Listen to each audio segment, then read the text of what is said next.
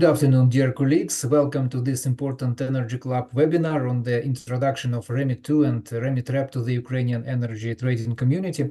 I'm very glad to greet you here. As usually, our meeting will be broadcasted in social medias. You can find it in Facebook, LinkedIn, and YouTube. We will have an hour to discuss important topic. As many of you know, recent changes to REMIT II mean that by November 7, 2024, each market participant residing or established in third countries and entering into transactions that must be reported to the agency must register a representative in a member state where they are active. So to help us understand these regulatory changes and their implications, we are joined today by two leading experts, and they are Jan Haizmann, senior partner at Correggio Consulting, with deep expertise in European energy regulation. Hello, Jan. Hello. Thank you for having us. And also Aviv Handler, managing director of ETR Advisory, specializing in REMIT compliance and advisory services. Aviv, hello. Good day. Hello, everyone. Hello, thank you.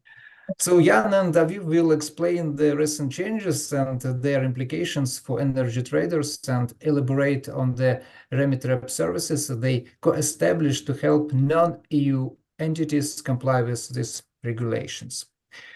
So our speakers will have opportunities to explain us this subject, and after that we will have time to clarify something, to ask something if it is needed. So maybe we will start with Jan Haizmann. The floor is yours, please. Thank you very much, Sergey. Thank you also for having us here for this seminar. I think it's a pleasure to be at the Ukrainian Energy Club. I have myself worked in Ukraine for a number of years, and it is only not even 3 years ago that REMIT was implemented into Ukrainian law. And now we are looking at a new REMIT. So obviously, for those following the radar, there will be further implementation of this new REMIT provisions. And that's why I think it makes sense to also, let's say, quickly talk through the main changes. REMIT had 10 years birthday about 2 years ago. And that was then also the purpose, or I should say, the trigger for a review. This is not unusual. The European Union regularly reviews the regulation that they put out after a certain period in time. And what we are seeing here with REMIT II is the result thereof, the result of the review. And we will look today mostly at the impact that it has for non-EU market participants. These will be then, for example, the market participants that trade in the European Union out of Switzerland, out of the United Kingdom, out of Norway, but also in the energy community countries such as Ukraine. Pina, can you share the screen? So it means obviously quite some changes in terms of you can go to the next slide. So this is a little bit the content, and you can go to the next slide. Here we're giving you a timeline for the REMIT II implementation. In reality, it's like a clock that is ticking. So the REMIT II changes were published in the official journal of the European Union on the 16th of April. And as of the 16th of April, various deadlines have been put into place or have been put into motion. In particular, we're looking here at the deadline that would require a nomination of a legal representative. So that deadline or compliance deadline will expire on the 7th of November 24. That means by 7th of November, any market participant that is trading in the European Union and is not a resident there has to nominate a local representative. Next slide. A short look at the other changes. I mentioned to you that obviously 10 years of REMIT has given the regulatory authorities experience with this type of regulation. So they have, on the one hand side, reflected on that experience that they have had various through the REMIT cases, investigations.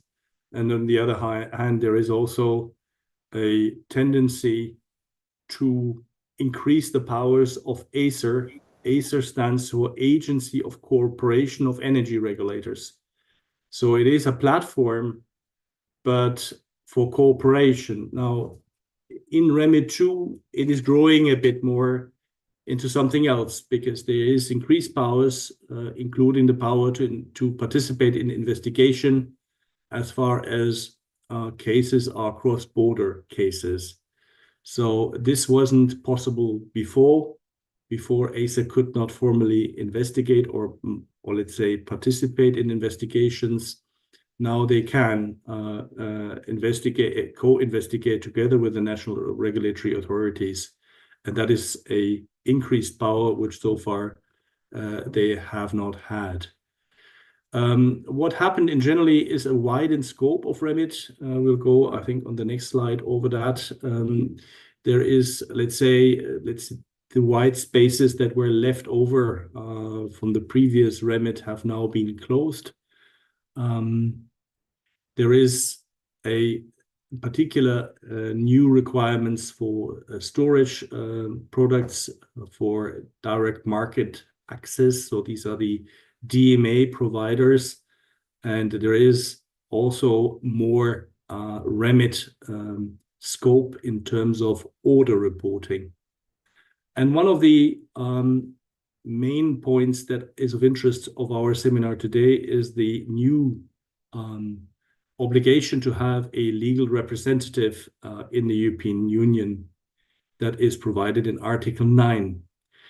Now, why is this legal representative there? Well, initially, probably the intention was to have branches established in the European Union for those companies that are outside the EU but still trade inside the EU. I think during normal Brussels legislative process, these type of targets are usually or often watered down, and what we are here seeing probably is the result thereof, meaning that no more branches are required, but just a legal representative that is some sort of process agent that will be explained further to you. Point here on the changes is certainly the new rules on algo trading. I mean, algos have been in the attention of ACER for a while. There is also a specific paper just relating to algos. Now there is also a notification requirement that has been introduced. Next slide. Just talked about it. So algos today are very popular in trading. Virtually most, if not all, traders are using them. And this means that they are in the increased screen, or let's say of increased interest of the regulatory authorities in the European Union, and therefore for REMIT II mandates that the use of them need to be notified to the national regulatory authority. So the one that means the authority that the market participant is registered with. And second, also notification of the agency, meaning ACER. Second, that this needs to be done through the CEREM platform, and we have an implementation of controls to prevent market disruptions that follow the use of algos in energy trading. Next slide. We talked about extended monitoring requirements. So the PPATs, which typically concern the brokers, the OTC brokers in the energy markets, have now been migrated into PPAITs. That means this whole thing has become wider. Also, those who only execute but don't arrange are now in scope of REMIT. And I mentioned earlier, these typically are either service providers or also DMA service providers, so companies that so far did not have to disclose for whom they were trading when executing transactions on their behalf externally, but internally on the behalf of somebody else. So this has now been changed, and therefore the monitoring requirement is larger compared to the situation previous to REMIT II. And this generally is in line also with the aligning the monitoring obligations that are under REMIT with the monitoring obligations that are already there for the financial markets in the market abuse regulation.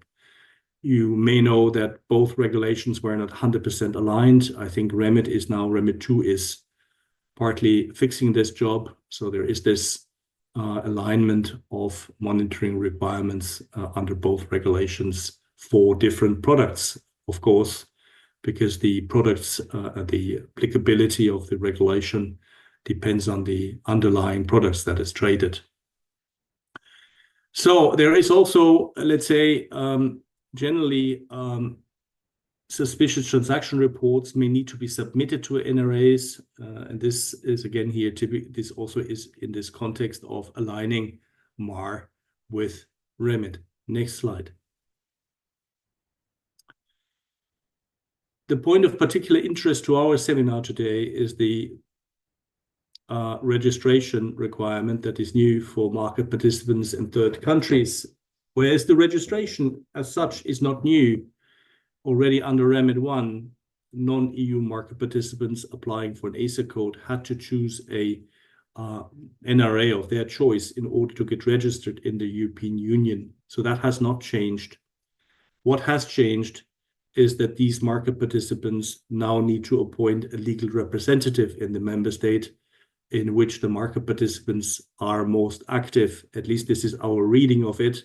The regulation itself is silent on whether the market participants need to do it in the market where they are most active or whether they are free to choose another member state. But let's say logically, it would make sense if the companies that are already in a particular market then also appoint a legal representative in that member state where they are registered. So this is it. This is the novelty, if you wish. And we can go to the next slide. What obviously the market participants need to ensure is that they market the legal representative which they appoint has the required powers that is further outlined in the text of Article 9. REMITREP is a company that has been established particularly for that very person, for that very purpose. It is the person that can do this REMIT representation.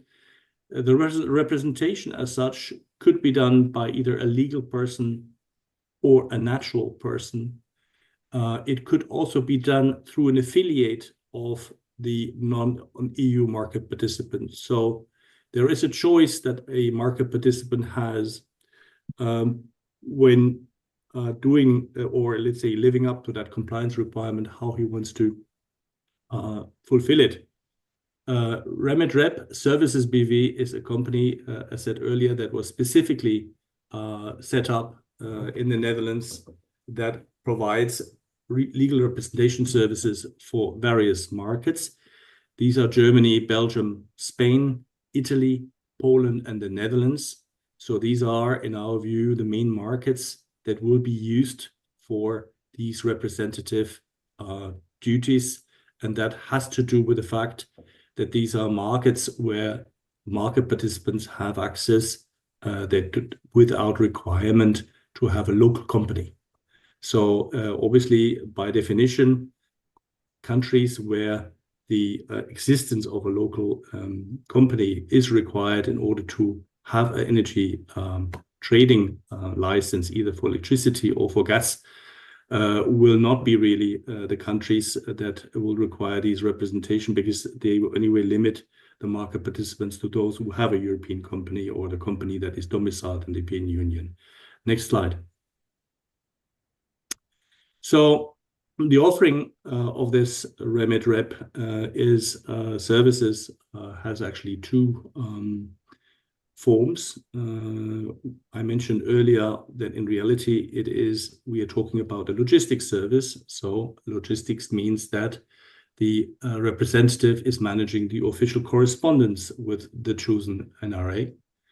And there is a requirement for a notification of who the representative is in terms of the correspondence that would need to be channeled through it. So there is a basic functionality which is offered at 4,000 euros flat fee per year. And for those companies who would need additional guidance, and I think here we're talking more generic guidance on specific requests that come in, can opt for a premium solution that is then available for 8,000 euros flat fee per year. And having said this, I'll hand over to Aviv, who will do over the remainder of the slides. So Aviv, the floor is yours. Great, hopefully you can hear me. Can you hear me? We can hear you, but you need to speak up. Okay, I'll speak a bit louder. So let's go on to the next slide. So I'm now going to go into a few more details about how the REMITREP service works. So essentially the requirement is two things. It's one, that there is a representative in the relevant state. So you can sign up with REMITREP. The appropriate one of the 6 representatives would be your representative, and you would need to update the SORAM database about this. You will think about that in a moment. The other responsibility, the other responsibility is community. We don't hear you very well. I'm sorry, I want to check just to check if everyone can hear you, because we have a message that the connection is not very good. Yeah, can you hear me now? You're breaking off. I'm not sure. Maybe you should. Would you like to do it? Yeah, maybe better if you do the rest. Just because I'm not sure what else to do. I guess that connection is not very good, and we don't hear you clearly. No, so maybe I'll hand back over to Jan. Yeah, I'm sorry about this. Of course, there's nothing we can do about it. These are technical issues, and sometimes the path of technology is difficult to understand. But what Aviv wanted to say is to basically describe the responsibility of the permanent representative. So what is it really, that representative? Well, you know, in some countries in the European Union, we have already in the past the necessity to have a process agent. So basically someone that is available in a particular country, is residing in that particular country, that then has the power of attorney to receive documents, meaning official documents from the market participant. Here I'm thinking particularly of Hungary, for example, but also of Austria and other countries in Central Europe, where such legal representative had to be appointed in the context of the national licensing process. So what we are having here, we're having this elevated to European level. So the REMITREP is, or the legal representative under REMIT II, elevates this sort of system onto the European level. The bigger markets in Western Europe did not practice in the past the need to have such a legal representative in their country. Here I'm thinking particularly of the markets in Germany or in the Benelux countries, or even in France. There was no need to have a legal representative or a process agent in the context of licensing someone that wants to trade electricity or gas. Now, REMIT II now changes this. So here, as of now, everyone in the European Union needs to have this process agent, this legal representative appointed in a market of his choice. So what are the responsibilities? Obviously, the REMITREP that is then nominated needs to timely onward notification of RFIs and other notices as received by the NRA. That is clear that the timely, let's say, notification of anything that is received on behalf of a client would need to be processed as soon as possible. The client needs to send information as requested by the NRA to receive additional guidance for potential options on how to react. So that includes also, let's say, information on the deadline that is connected with the response of the RFI. The REMITREP sends the communication as received from client for a remind to client if nothing has been received, that the answer is still required and outstanding. So this is what the REMITREP functionality includes. It would include a reminder to the client that has not responded in time to respond or remind him of the deadline for response to RFI perceived. And the client in this REMITREP set up automatically, and also here with the REMITREP BV, is contractually obliged to react to the NRA request in a timely and complete manner. That means just silence is not good enough. Next slide. The slide shows the process onboarding. Obviously, for the REMITREP, it needs to be onboarded. The clients need to be onboarded, but also the REMITREP himself needs to be onboarded with CEREMP. So it's the market participant that needs to ensure that the entry at the CEREMP register that is managed by Acer is correct and it is up to date. So it means also that it's the market participant that is responsible for registering a legal representative that he has chosen to represent him in a particular market.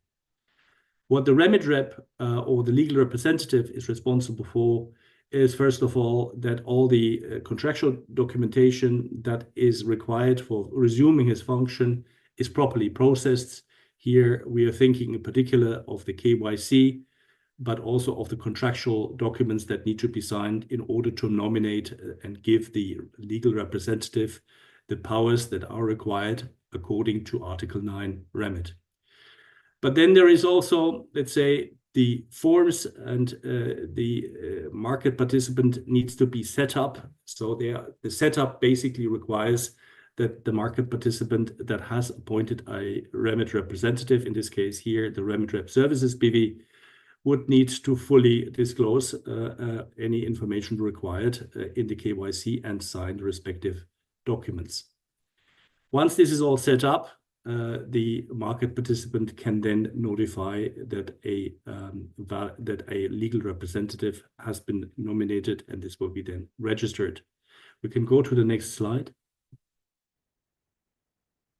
So this is a slide that gives you a little bit of a visualization of the process and in reality of the stakeholders that are coming together. So you see on the left-hand side the stakeholders, which is the regulatory agency or national regulatory authority, then the REMIT representative, and then there is the market participant, and each of those have a new role to play together in order to make it happen. So typically, obviously, the regulatory body would request which come out with a request for information. This is what we call as RFI, but could also be other form of notification that comes in that has a different name or different scope. So then this would be analyzed by the REMITREP. He's then the nominated legal representative of the market participant, and he would then after analyzing this request, send it and obviously immediately on to the company that he represents as a legal representative. So he would then send this on and also spell out the respective deadline for a response. The market participant obviously then comes into play to process the request, provide for the data required, provide for the response required, and this will be then going back to the REMITREP. The REMITREP would check whether actually what has been required, what has been coming back from the market participant is complete. And if so, go send it on to the regulatory authority. So this is that would describe a request that has been serviced in the way that the REMIT II is currently providing. So this is it. Obviously, if the data is incomplete, the REMITREP would go back to the client and to tell them that in the view of the REMIT representative, the data provided is insufficient. Now, this is part of the service of this functionality. Next slide. And here we are then, what are the client obligations? So what are the obligations also of the company that chooses a certain representative? Obviously, the clients must communicate any relevant changes to the legal representative as far as they are relevant to the service. This is obviously something that is obvious. If you have a representative representing you, he also needs to be informed if there is a material change in the company that this representative is representing. Second, the answer to the NRA that the request comes in time. So here, the process will need to also a data segregation. This is important because obviously legal representatives may represent many companies at the same time. So the data that they actually process will need to be segregated and secured, and this will be enabled through REMITREP Services BV. Then the third obligation is to respond to REMITREP in time.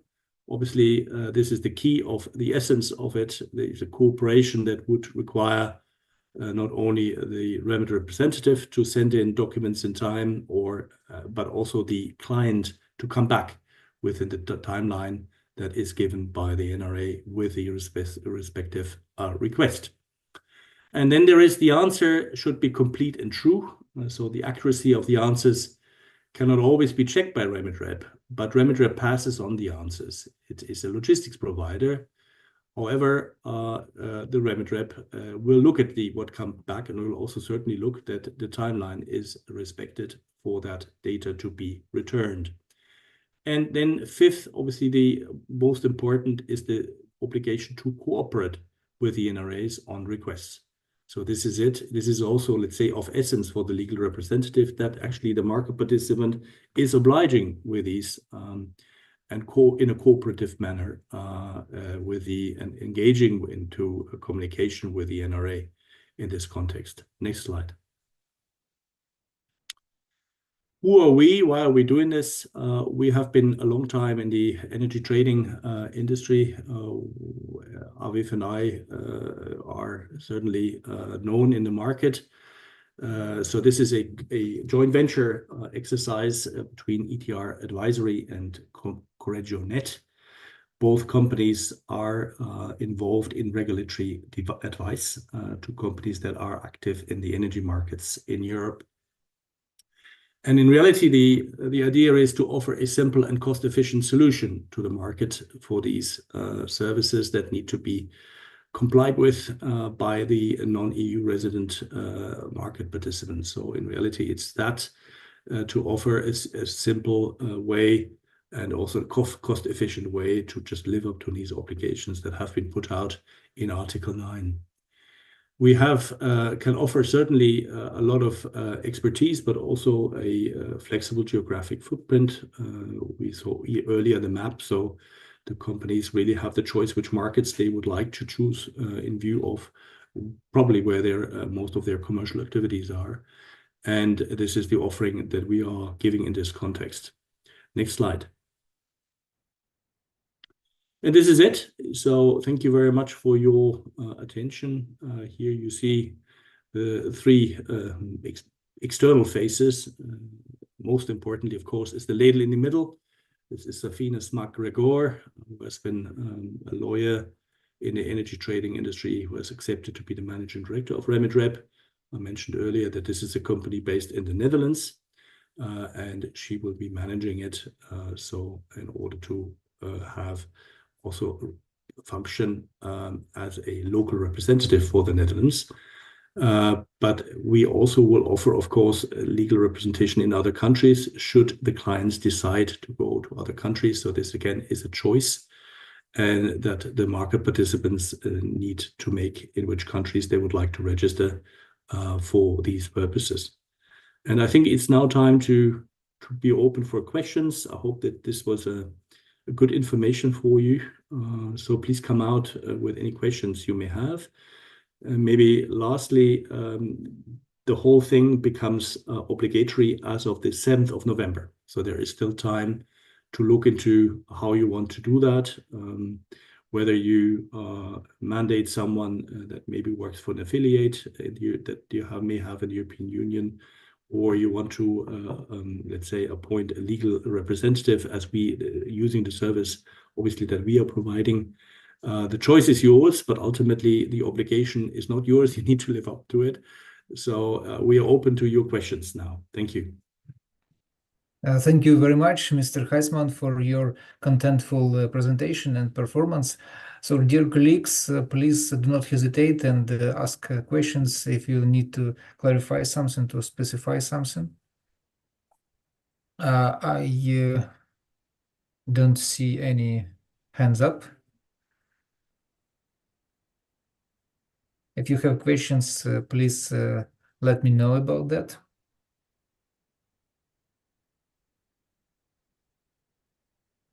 It's all quiet.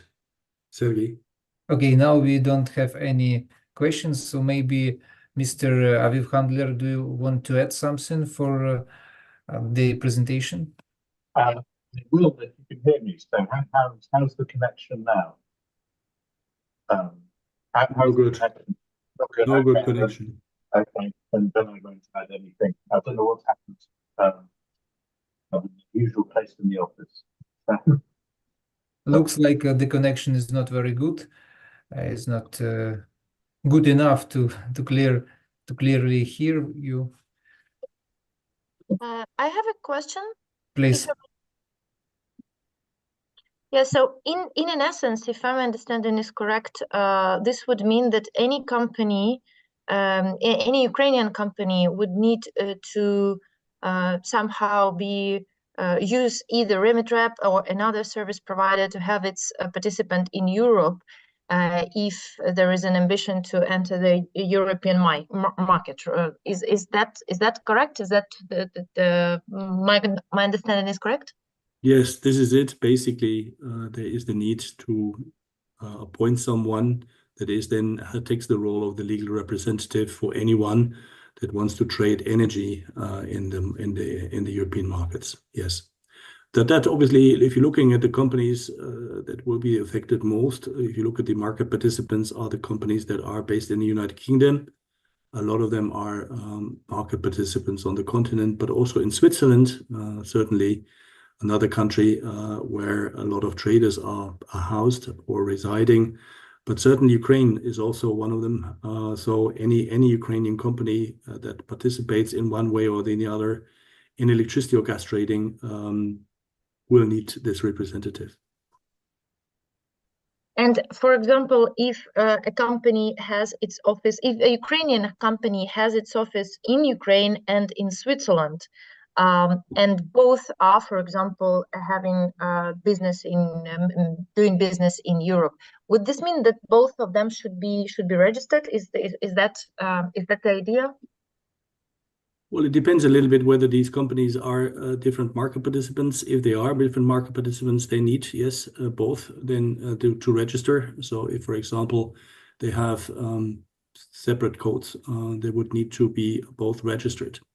So, but the golden rule is that for groups, any of the affiliates that is acting as a market participant in the EU will need to appoint a legal representative. Some larger traders or larger companies may have several companies that are actually in scope of this.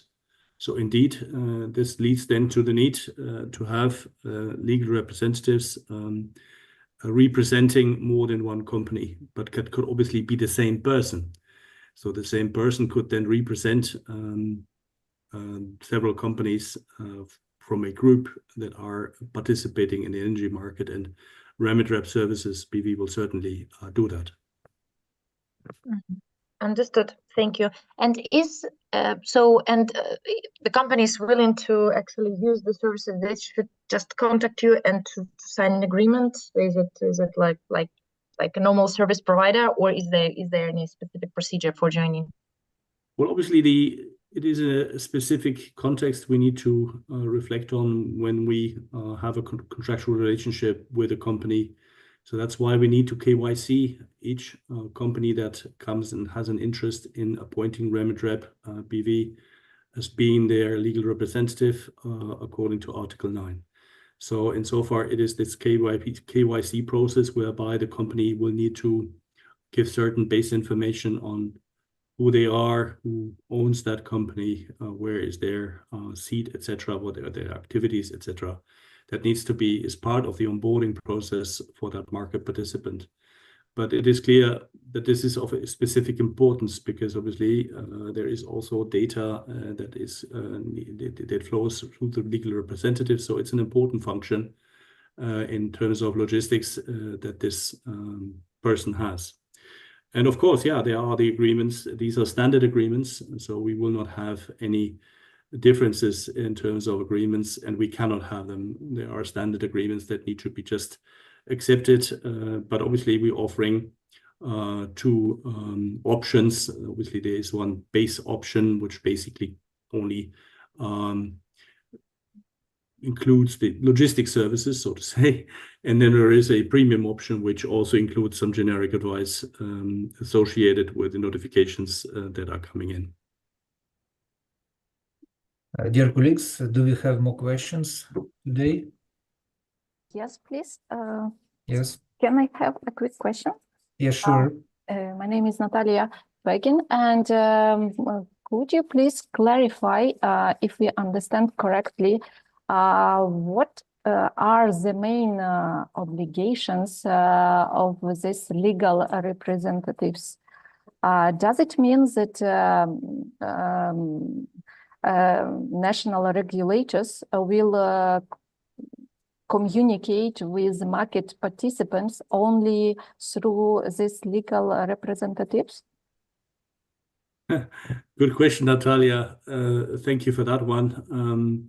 Yeah, well, obviously, this is the purpose of this legal representative, is that communication between the regulatory authority and the market participant is channeled through it. So that's the essence of it.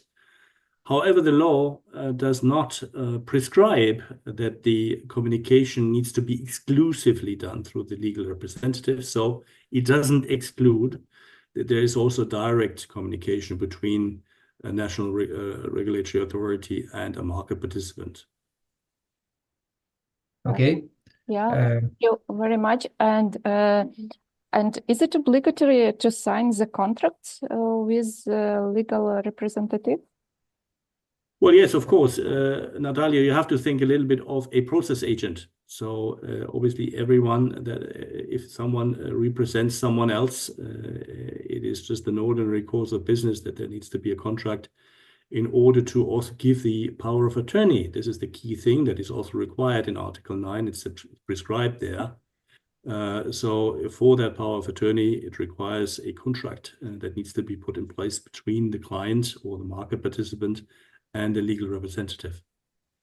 So this is something which you know well also from legal counsels that you may wish to have in place for example, litigation or other services that legal counsel provides to you. He needs to have a power of attorney in order to do so and represent you in court or with national authorities. And the same ultimately, obviously to a lower extent, because we're talking about logistic services here, applies to the permanent representative. So you need to sign a contract. And as I said earlier, this needs to be a standard contract that includes a power of attorney that basically is in line with the requirements of Article 9. Thank you. And if I'm not mistaken, Mr. Solovyov had a question. Maxim Solovyov, please. Yeah, thank you. One more question. Do you also provide the tools for reporting as well in your services, or it's just legal coverage and that is it? Or you also provide the tools, I mean, you collect our data for REMIT reporting, then you pack it according to table 1, table 2, table 3, etc., and then send it to the regulator and return us the feedback that all your reports were accepted or you need to make the correction. So do this data flow, do you also organize those data flow? And if yes, in what format and what is the, so could you please provide little more detailed information if yes? Thank you. Well, anyway, any of you can approach us after the seminar for questions that you may have relating to the scope of the service. There is two things that you need to distinguish, I believe, in this context. The one is the role of a RRM. These are the regulated reporting mechanisms. They report on your transactions that you are doing. We are not providing this service. We are providing for the service of the legal representative under 9 REMIT. So this is a functionality that ultimately guarantees that the RFIs that come in from the regulators that refer to you in terms of questions that the national regulatory may have on you or on your activities get you in time and make sure that the response that you then give in response to that request arrives at the national regulatory authority. So it's in reality a qualified process agency, as I said earlier. What we don't do is reporting on your behalf, of course, in the sense of transaction reporting. This is a role that is already fulfilled through companies such as Equias. So they are providing this transaction reporting service to you. We are just basically an interlink in communication when it comes to requests that the regulatory authority has. And we channel this answer then back to the regulatory authority. But as said earlier, we will check what comes in and out, and also we'll check and remind you when about deadlines that you need to respect. Thank you very much. Thank you. Dear colleagues, let me know if you have some more questions to our experts. Yes, please. If you have a question. Yeah, one more question from our side, please. You also mentioned that the scope is wider now, and REMIT II now will cover also for storage contracts. What does it mean for market participants? Because previously we don't report like only for the secondary market. Market participant were obliged to report about capacities. Yes, this is what has to do with the general, Natalia, it has to do with the enlargement of scope. In reality, what we have in REMIT II is that the original scope that was there before has been enlarged also to storage contracts, storage transactions. So every market participant that trades in the European Union needs to be aware of the new scope of REMIT. So, but you will also see that the RMs will offer themselves reporting for these contracts now in line with the new requirements or the new scope, I should say, that REMIT has. So yeah, of course, this is something which we said in the very beginning. The scope of what needs to be reported has been substantially enlarged. Thank you. So you will just have to report this now in the future, in other words. Thank you. Thank you very much. Dear colleagues, if we don't have any more questions, maybe Jan, you want to summarize or to emphasize some things, so you have final word. Yeah, thank you very much, Sergey. For us, it's a pleasure to be available for you for your questions. You can contact us. You will get also the presentation, obviously circulated. So please reach out to us. We also have information about REMIT II, let's say, in terms of what scope has been, what new scope there is in looking forward, and also what in comparison of what there was in terms of scope, looking historically. So we will provide you with that information. And yeah, I think generally it is an obligation that may not have that much value ultimately for the regulatory authorities as it is set out now, but still it needs to be lived up to by the ones that are doing business in Europe. So we are happy to be at your service if you decide to use us or for these services that need to be established by the 7th of November. So that once again here, for the time being, there is no need, but you need to just take a decision what you do before the 7th of November. And we also expect Acer to check that all the non-EU market participants will have appointed someone in terms of this date. There is, maybe this is the concluding remark, currently not so much out there in terms of other information other than the text of Article 9, but we expect Acer to come out with an open letter relating to the new legal representative, and this should be sometime after the summer. So September probably, or at the latest in October. So by then we also will see what other information we can share about that new functionality. So this is all from us, from Aviv and myself. Thank you very much for your attention, and we're looking forward to working with you. Thank you very much, Jan, and Aviv as well. Thank you for your time. Thank you for your explanation. I believe that it was a very useful and important webinar for all participants, and we will keep connection and keep in touch to have more detailed information if it is needed. Dear colleagues, thank you for having your time as well. And I want to add that this recording you can find on site of Energy Club or on social media pages as well, and you can watch it one more time. Thank you very much. Have a good day and be in safety. Bye-bye. Thank you.